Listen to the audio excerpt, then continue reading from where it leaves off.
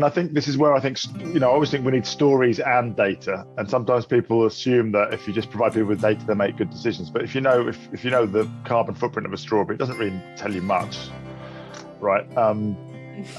Whereas if you know that these strawberries and blueberries are, the production of them is destroying the habitat of these amazing birds that make this amazing journey. I mean, that's why I think storytellers like you, or people adventurers who create stories and tell the stories. That's why I love the fact that you're telling this story through the eyes of a bird.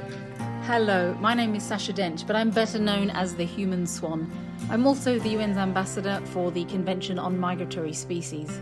This year, the charity I founded, Conservation Without Borders, is launching a new expedition to follow the flight of the osprey, an epic migration of 10,000 kilometres through 14 countries from Europe to West Africa.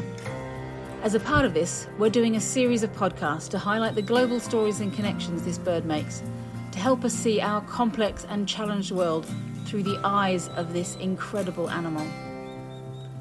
In this episode, I talked to Nigel Topping, the UK's high-level climate champion for COP26, about our expedition and how the story of a bird can change the way we see and shape the future.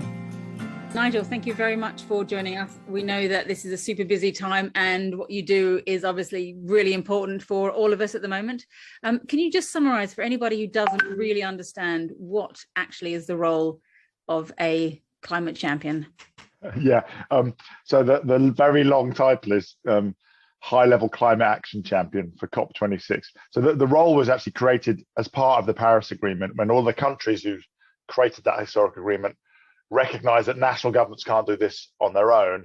So the role is to work with everybody else, what the UN calls non-state actors, but what you and I would call cities, states, businesses, banks, to drive ambition and then action to implement the Paris Agreement. So yeah, that's my job, is getting everybody else to go further and faster to tackle the climate crisis. And how do you find it trying to separate, if you need to, climate from all things biodiversity, which we are finding really hard to do, and really hard to do in terms of communications as well? I mean, I think it's really helpful not to separate. We talk about, the objective being net zero and nature positive, because there's this huge nexus, and that where the solutions are the same. We need to restore, there are 700 million hectares of degraded land in Africa, right? So we need to restore that. We need to move towards regenerative agricultural practices. We need to stop cutting down forests. We need to restore mangroves. So there's so much, and that's to give us more resilience to climate change, but also to mitigate, because of course, we can store a lot of carbon in natural ecosystems, as well as using them to protect against climate shocks. And you're working at quite a high level. Do you find that at a high level, are there those that still can't understand how closely intertwined those two subjects are? Are you talking to people who are at a level that is all completely understandable to them, the carbon cycle, climate change, biodiversity? I think the science is very settled, right? Of course, there's lots that we don't know, but what we do know is that we're way beyond the safe operating space, and we've got to bend the curve very quickly. So I don't think amongst CEOs and ministers, it's very rare that you find someone who's like, well, this isn't really real, or doesn't understand the connections. Is, I think, increasing in sophistication. But what there are still some people very focused on their own short-term, selfish political or business objectives, which is why we need systems change, so that the whole system requires everybody to move. We can't just rely on a few bold leaders. But generally speaking, everyone understands it. It's just a question of whether or not there's enough leadership and political will to respond at pace. And we're obviously trying to help that, and also generate mass public support for all the kind of things that you're doing, but we're doing it through the eyes of an osprey as a big kind of majestic bird that does an epic journey. Have you ever spent any time watching ospreys? Actually, I have. Of course, they're kind of iconic. And for anyone who's interested in birds, and I wasn't as a kid that interested, but I've become really interested. I've become an amateur sort of twitcher. They're big and iconic. So I've been to both Scotland and the lakes to see them in the UK. But I've also spent a glorious day on my own kayaking around the Florida coast, where there's tons of ospreys. I was used to being these really rare bird because they were brought back to the UK, and then I went paddling, and I think, oh, what's that? That looks like a bit like an osprey. Oh, it's an osprey. And then 10 yards further on, there's another one. There's another one. There's another one. There's also roseate spoonbills and other wonderful pelicans and things like that, and skimmers. Yeah, but yes, Yeah. I have. Yeah. So that is a really interesting thing here when I have conversations sometimes with foreigners. So I interviewed a young guy surfer who saved an osprey who was trapped in fishing line in the US, and it's got, I think, 18 million views on online. And then he said to me, but why are you so interested? Are they not really common? Because they are still really common across the US. Yeah. So trying to explain to them that, yeah, actually, we've pretty much persecuted them to extinction over here. And people are kind of, completely surprised by that. But yeah, we are really interested in the positive story, the fact they have been brought back with human help, and rewilding and all sorts of things are what we need to help them. So yeah, they're a very useful story to us. Also, we want to be using their story to bring to life a lot of the issues that people might not know. Individuals' impacts that people might not know. Obviously, there'll be examples of climate change impacting them all along their way, but some examples are also really specifically industry based. For example, this big wetland in Doñana is being completely drained dry by strawberry and blueberry farming. And that's a big wetland that a lot of the birds use right before they cross the Strait of Gibraltar and hit the Sahara Desert. So it's really important for feeding and resting. And of all those strawberries and blueberries, the vast majority are just going to UK supermarkets. So we are very closely linked. Do you get the impression that people are very aware of their kind of connections? No, and I think this is where I think, I always think we need stories and data. And sometimes people assume that if you just provide people with data, they make good decisions. But if you know the carbon footprint of a strawberry, it doesn't really tell you much, right? Whereas if you know that these strawberries and blueberries are, the production of them is destroying the habitat of these amazing birds that make this amazing journey. I mean, that's why I think storytellers like you, or people adventurers who create stories and tell the story. That's why I love the fact that you're telling this story through the eyes of a bird. So no, I don't think people. I mean, I bet if you did a survey of all people buying those strawberries and blueberries, they wouldn't know. I mean, and if they did know, it would almost certainly make many of them think twice, right? And so I hope that your work can make the retailers who are selling those products think twice as well. Yeah, well, we'll do our best. And do you, obviously, you again work at a high level, do you feel that a change in public awareness does help drive on change amongst industry and governments? Oh, hugely. I mean, I was actually talking to a group of ministers and CEOs a couple of years ago at the time when Extinction Rebellion were taking to the streets, and Friday, it must have been before COVID, right? So, and Fridays for the Future were building the momentum of millions of kids. And a minister actually said, this is the politics of climate change has changed. And if you speak to the CEO, every CEO knows that their customer base, which of course is growing at the bottom end, not at the young end, not at the old end, right?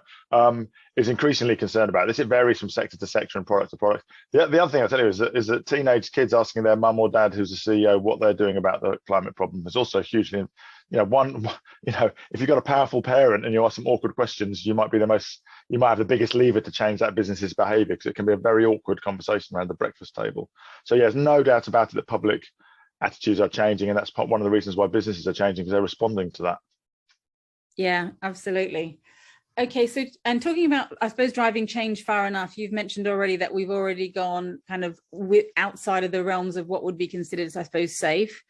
And in a system where we've got kind of consumer demand, industry producing things, retailers selling them, governments setting the legislation, where do you think the change can happen faster? What parts of that puzzle need to be pushed furthest now? This is why we always talk about this as a systems change problem, because no one can do it on their own. And governments will not go further than voters and the economy or the business actors will kind of let them.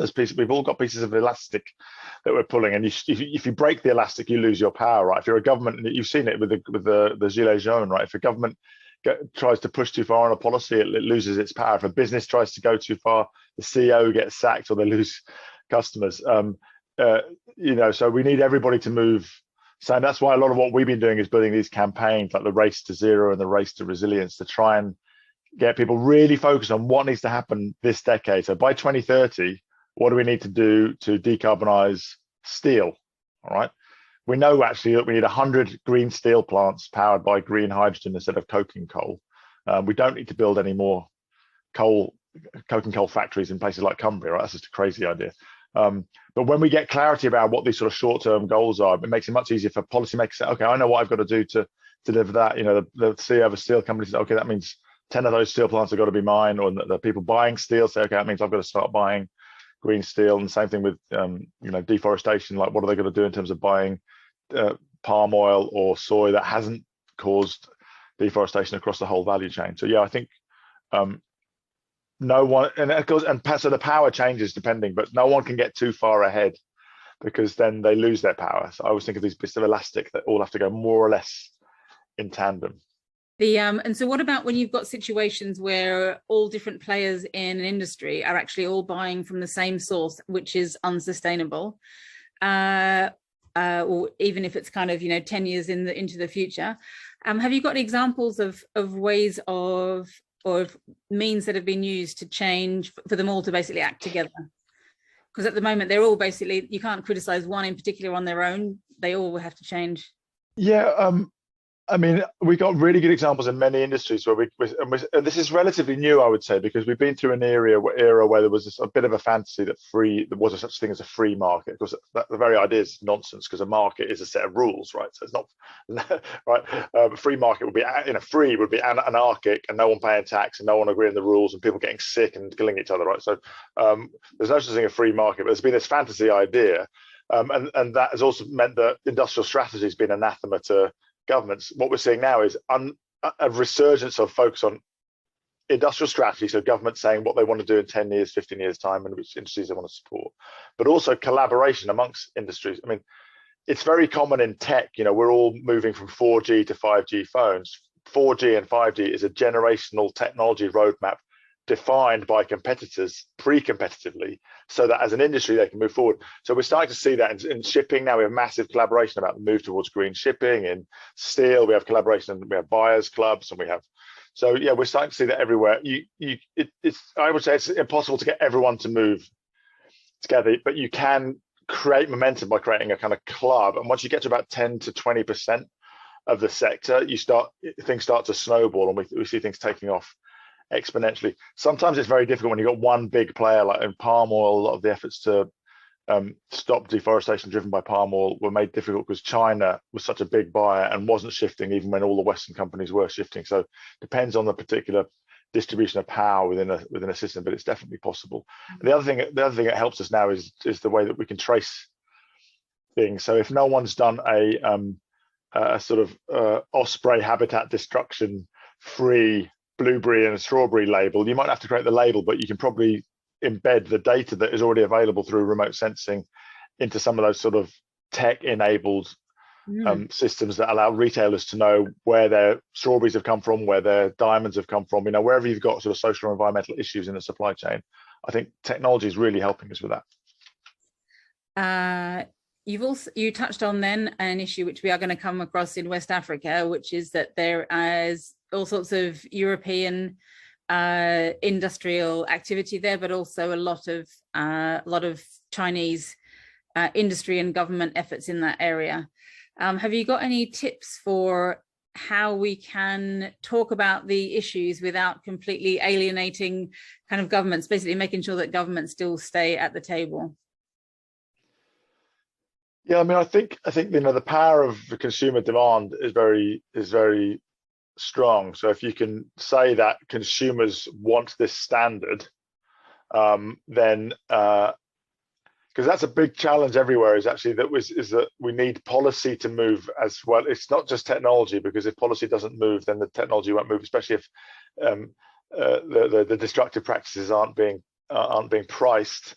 Then you have people who will be prepared to take a profit by taking the shortcuts.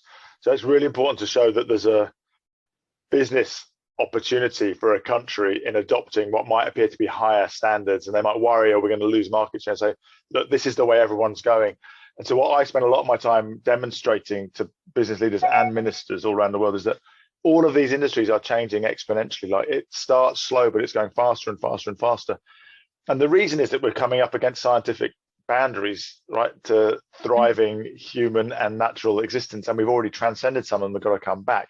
So it's not like an option to keep going, transcending further and further, and somehow miraculously, we've got to come back. And so when you start to see that that's inevitable, and I'm seeing at the moment trillions of dollars of private finance looking for investments in solutions. So I think that you have to make that kind of vested interest cases that the whole market's going to go towards being, zero carbon, nature positive. And if you as a government aren't steering your market in that direction, you'll lose out on all the inward investment. I've just been in Africa looking at some of the big investments that are starting to happen in land restoration, right? And so you're starting to get African countries realizing that there's a big flow of private capital, international private capital, which is a rare resource, right? If you're an African government that wants to invest in policy environments which are allowing smallholder farmers to adopt restorative and regenerative farming practices. And so that's good. It's good for growth, it's good for health, it's good for nature, and it's good for climate. So then the ministers are interested, right? Can you explain the use of the term invest in that sense? What do those investors, what are they measuring their return against? So it's interesting. It depends on the, again, it always depends on the sector. But there's an initiative called AFR 100. It's an initiative launched in COP26. 32 African countries said, we want to restore 100 million hectares of degraded land. So that's a seventh of the degraded land in Africa, but still a lot of land. And we'll all offer up hectareage. So each country said, this is how many millions of hectares. But they said, we want $2 billion worth of investment. So I was out just recently at the launch of some of the first investment funds, like $150 million, $180 million. And they're finding innovative ways. So they're being funded partly through the productivity improvements which farmers are getting through smart regeneration of trees around the farm, improved moisture retention, improved shade, improved crop productivity. But also they're able to generate carbon credits, which they can sell on voluntary markets, which provide additional. So it's a mixed model of productivity improvements and carbon credit generation, which allows the overall project to be financed using private finance. These things we need innovations in solutions, but innovations in the financing of those solutions, because we're going into unknown territory, right? I can, given that, so part of the funding for our project has come from an organization which has been led by Andre Hoffman, and he's known for saying things like he believes sort of all companies should be not just looking at limiting their impact on the environment or making donations towards improvement of the resources they use, but actually they should be measured against, after each year, leaving their resource in a better state completely than it started. Do you think that is realistic? Could that ever be the norm? It's inevitable. It will have to become the norm because we're screwing up so badly. We've transcended the boundaries of what the climate can cope with, what biodiversity can cope with. So there's only two options. I mean, if you really boil it down, we've got extinction, which is pretty bad for the economy, right? Or we've got figuring out, and we're very innovative when we put the right constraints on how to run a thriving economy within the scientific boundaries, what the scientists call the planetary boundaries. So the only way to do that is to charge companies for the damage they cause. Economists have known this forever. They call it externalities. If the externalities, i.e. the damage you cause, doesn't come with a penalty, then you will do it egregiously because you can get away with it. As soon as it starts being charged, that's why we're seeing carbon pricing coming in. That's why we're seeing, so it can come in different ways. It can come through a tax, through a pricing, or through a banning of a certain practice. Like you can ban internal combustion engines, then the cost of selling an internal combustion engine is effectively infinite, right? So no one will do it. So yeah, but it's inevitable. So Andrew's talking about is how we build a regenerative economy to bring our civilization back within the carrying limits of the ecosystem, which everything we do depends on. I can see that you believe it. Do you reckon the majority of companies these days also feel that that's the way they've got to go, and they can do it within the sort of time frames we're talking? Yeah, well, that's the $1 million question, isn't it? It's always a question of time frames. And do you think, well, I've only got 2 years to go, I'm not going to do the hard work? I mean, I remember very vividly a very deep conversation about the inevitability of this change with a major manufacturing company with the board, at which and after about an hour and a half sitting quietly, one of the sort of older members of the board leant across to me and said, "Nigel, do you think we're lazy?" No, what do you say? So, do you think we're cowards, or do you think we're stupid? And that's very emotional language, right? It's quite emotive, but because basically I was saying you're missing the inevitability of this change, and so the only way he could think about it was, I'm either, if that's true, then someone's accusing me of being a coward or being stupid. I think the problem is this cognitive dissonance. Right? If you spent all your life making steel one way or combustion engines, it's very hard to believe that everything you've done in your life is going to change in the next 10 years because everyone's going to stop making combustion engines or use hydrogen instead of coke and coal to produce steel. So it's pretty personal to those in power, right? Not always, it's sometimes in a personally greedy way, but often just in a self-image way. Am I, to recognize that actually, yes, we've all been part of the problem, but we can turn that to being part of the solution. So it's a question of whether people start to really believe in it and get excited about it. And that individual 3 months later rang me up to say, Nigel, I want you to come on my podcast. I've just been telling journalists that I'm changing the way I make investment decisions because we have to start taking more risks with our investments because we have to decarbonize in the next 20 years.